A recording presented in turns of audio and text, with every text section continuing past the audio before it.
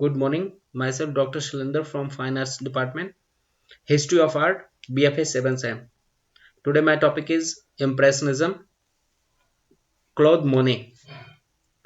मोने प्रभाववाद का एक बहुत ही फेमस आर्टिस्ट हुआ है। इनका जन्म 1840 और इनकी मृत्यु 1966। इन्होंने प्रारंभ से इनके पिता पंसारी थे और वो चाहते थे कि एक पढ़ लिख के एक बहुत बड़े आर्टिस्ट के रूप में काम करें, जिसकी वजह से उन्होंने इनको प्रारंभिक शिक्षा वहाँ के किसी आर्टिस्ट के साथ साथ इनको स्टार्टिंग शिक्षा हुई।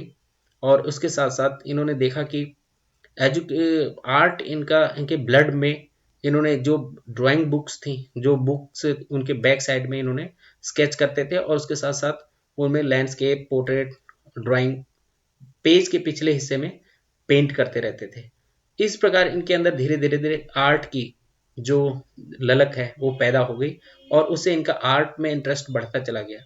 इसके बाद इन्होंने कुछ काम किए और उसमें इनके एक स्टार्टिंग में शिक्षक थे जहाँ पे पेंटिंग बनाते थे, उनका नाम था बुंद, ओजोन बुंद। ओजोन बुंद से इन्होंने काफ़ी पेंटिंग्स, स्टार्टिंग में कैसे पेंटिंग्स की जाती हैं वहाँ से सीखा और इनका फिर धीरे धीरे इनका इंटरेस्ट आर्ट के फील्ड में आ गया और इन्होंने आजीवन बाहर स्टूडियो में ना काम करके इनको आउटडोर लैंडस्केपिंग करना बहुत अच्छा लगता था और बाहर जाके आउटडोर लैंडस्केपिंग स्पॉट पे जाके पेंटिंग करना, नेचर स्टडी करना, लैंडस्केपिंग करना और रंगों की जो चेंजेस है, प्रकाश के जो परिवर्तन है, वो मॉर्निंग की लाइट, सोर्स ऑफ लाइट और इवनिंग की सोर्स ऑफ लाइट, दोनों में जो अंतर होता था, फिर दोपहर की जो लाइट्स होती थी उनमें इनको बहुत अच्छा लगता था कि अलग अलग एक ही दिन पे इन्होंने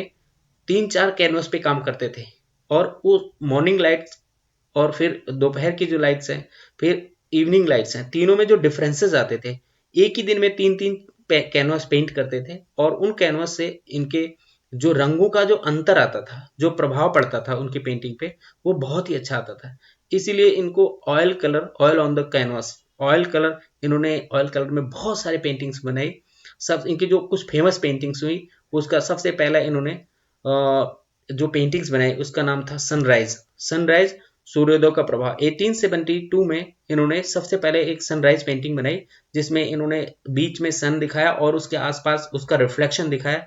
लाइट का जो रिफ्लेक्शन आ रहा है वो बहुत ही अच्छा है और ग्रे कलर्स की टोन्स हैं और ग्रे कलर्स की टोन्स में पीछे जो सन का इंप्रेशन आ रहा है, सन का जो रिफ्लेक्शन आ रहा है पानी में, वो उनको बहुत ही प्रभावित करता था और उसकी वजह से इन्होंने सनराइज, इंप्रेशन ऑफ सनराइज।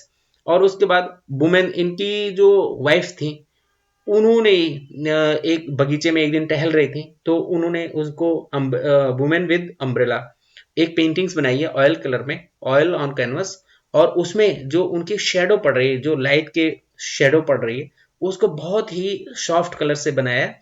और ये उन्हीं की वाइफ थी, मोने, क्लॉद मोने की वाइफ है और उनका जो लाइट का रिफ्लेक्शन पड़ रहा है फेस पे, उसके साथ साथ उनका बेटा है, उसको उन्होंने पेंट किया है ऑयल ऑन कैनवस।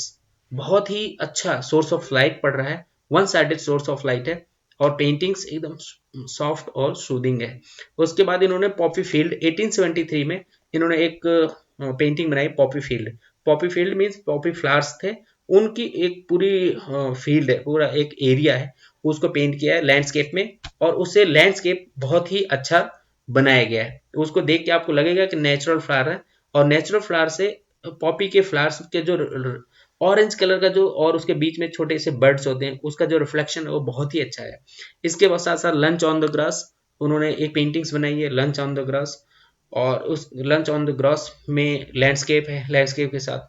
और इसकी इनकी इनकी नेक्स्ट पेंटिंग है 1899 में lily, the water lily ponds. Water lily ponds में लिली के फ्लावर्स को बनाया और वो एक पॉन्ड है, एक तालाब है, उसमें लिली के फ्लावर्स का रिफ्लेक्शन बनाया है और जिसमें पानी और फ्लावर्स दोनों का बहुत ही अच्छा कॉम्बिनेशन आया जिसे ऑयल कलर से कैनवस पे बनाया और आप उसको देखेंगे तो ये उनके लाइफ की सबसे बेस्ट पेंटिंग है।